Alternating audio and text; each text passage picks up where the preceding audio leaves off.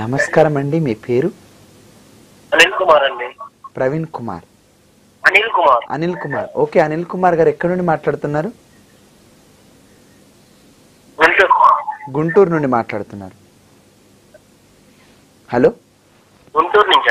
అదే అనిల్ కుమార్ గారు, ఎవరి గురించి తెలుసుకుందాం అనుకుంటున్నారు? నా గురించేనండి. ఓకే అనిల్ కుమార్ గారు, మీ డేట్ ఆఫ్ బర్త్ చెప్పండి.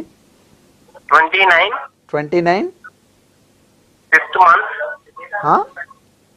మే నెల 29 మే నెల. ఓకే, 29 మే 1999. ఓకే అండి, సమయం ఉదయం 8:30.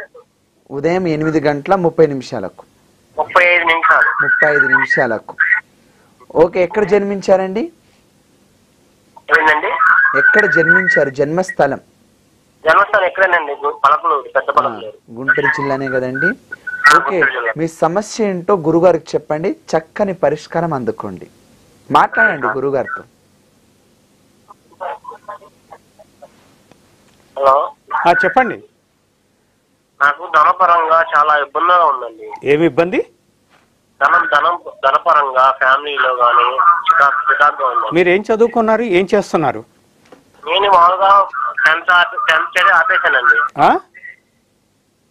10th చదివి ఆపేశాను. ఇప్పుడు పనికి వెళ్తున్నానండి, టైల్స్ పనికి వెళ్తున్నాను. ఏం పనికి వెళ్తున్నారు? Tiles work. ఓకే,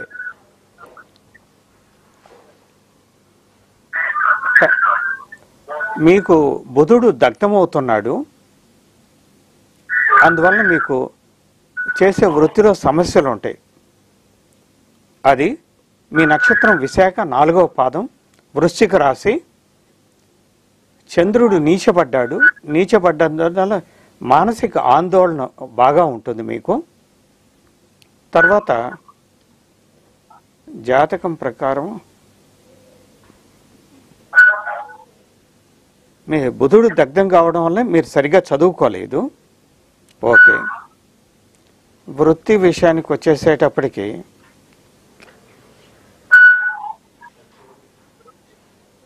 వృత్తిలో మీరు బాగా రాణించాలి. శని గురువు ఉన్నారు, మీకు వృత్తి బాగుండాలి. వింటున్నారా? మీరు రాహుకేతులు పూజలు చేయండి, దానివల్ల మీకు ఇబ్బంది అవుతుంది. శని ఇంట్లో కేతు ఉన్నాడు, అందువల్ల మీకు వృత్తిలో సమస్యలు ఉన్నాయి. అంతేకాకుండా ఆ కేతుని గోచారంలో అదే కన్యా రాశిలో ఉన్న కేతు కలుస్తున్నాడు. డబుల్ కేతు ఎఫెక్ట్ ఉండడం వల్ల మీకు వృత్తిలో సమస్యలు ఉన్నాయి. మీరు శనిదేవుని ప్రార్థించండి, సూర్య భగవానుడిని, శనిదేవుడిని, రాహుని, కేతువుని, ఆ తర్వాత దుర్గమ్మ వారిని ప్రార్థించండి, మీకు బాగుంటుంది. ఓకే గురుగారు